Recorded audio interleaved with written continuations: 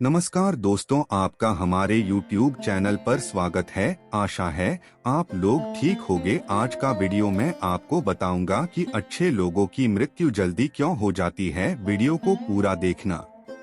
मृत्यु अटल है, इसे कोई नहीं टाल सकता है और नहीं इसका समय बदल सकता है।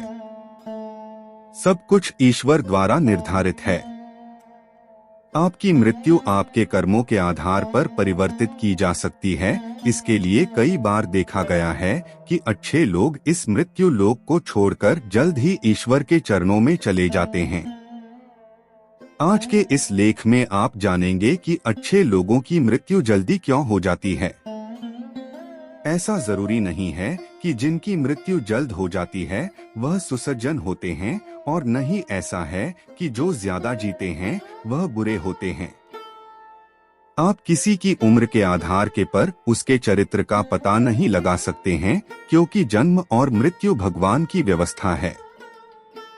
पर जैसा कि हम कई बार देखते हैं कि अच्छे कर्म करने वाले कुछ लोगों की मृत्यु जल्दी हो जाती है, तो इस बात को लेकर लोगों के अलग अलग मत है। जैसे भगवान नहीं चाहते हैं कि अच्छे कर्म करने वाले इस मृत्यु लोक में दुख भोगे और समस्याओं का सामना करते रहे। इसके अलावा कुछ लोगों का कहना कि भगवान को भी अच्छे लोगों की जरूरत होती है। यह सब बातें केवल तार्किक है, इनके पीछे किसी भी प्रकार का कोई साक्ष्य नहीं है। यदि किसी अच्छे व्यक्ति की मृत्यु जल्द हो जाती है तो वह उसके इस जन्म और पिछले जन्म के कर्मों का फल हो सकता है, जिसका लेखा जोखा केवल ईश्वर के पास है, जिसे जानने की शक्ति हमारे पास नहीं है। हाँ, हम ज्योतिष शास्त्र के माध्यम से कुछ हद तक भविष्य की कल्पना कर सकते हैं, क्योंकि यह भी हमें भगवान द्वारा ही समर्पित किया गया है। हम मनुष्य इस धरती पर केवल कर्म करने के लिए आए हैं, जिन्हें भी हम सही तरह ने नहीं निभा रहे हैं। यह निर्णय तो भगवान ही करते हैं कि किसकी उम्र कितनी है। आपने यह कहावत भी जरूर सुनी होगी कि जितनी चाबी भरी राम ने उतना चले खिलौना।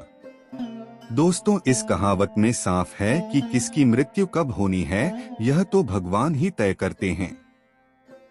वैसे तो अच्छे लोगों की मृत्यु जल्दी हो जाने के पीछे कई कारण हैं, लेकिन पहला कारण समझने के लिए आपको यह जानना होगा कि हम जो कुछ भी इस जन्म में करते हैं उसका जवाब हमें ऊपर यमराज को देना होता है।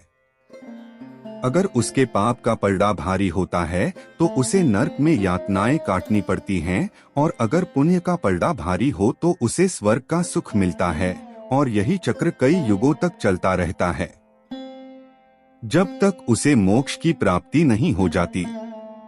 इस मृत्युलोक में हर कोई अपने किए की सजा ही भुगतने के लिए आता है। कोई आत्मा इंसान बनती है तो कोई जानवर के शरीर में प्रवेश करती है, ये उसके संचित कर्मों के आधार पर ही तय होता है।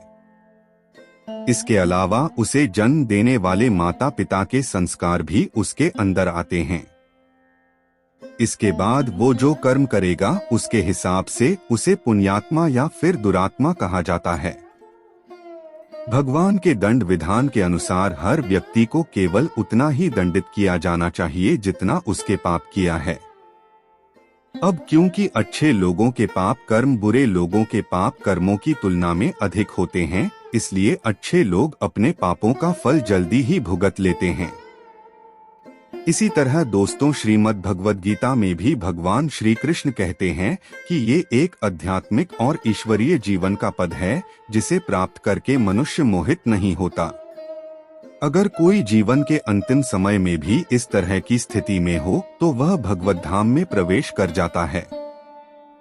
मनुष्य कृष्ण भावनामृत या दिव्य जीवन को एक क्षण में तुरंत प्राप्त कर सकता है, और हो सकता है कि उसे लाखों जन्मों के बाद भी यह प्राप्त न हो। जब हमारे कर्म पूरे हो जाते हैं और इस जीवन के लक्ष्य प्राप्त हो जाते हैं तो प्रभु हमें परलोक में एक सहज जगह प्रदान करते हैं। भगवान कृष्ण और अन्य कहते हैं कि वास्तविक जीवन तब शुरू होता है जब यह भौतिक जीवन समाप्त हो जाता है। मित्रों, जो लोग सदाचारी होते हैं और जीवन में अच्छे कर्म किए होते हैं वे वास्तव में विशेष होते हैं। जब उनकी मृत्यु का समय निर्धारित हो तो दोस्तों उनको इस दुनिया को छोड़कर आगे की यात्रा जारी रखनी होती है। अगर आपको हमारी वीडियो अच्छी लगी हो तो वीडियो को लाइक करें और चैनल को सब्सक्राइब करें। धन्यवाद।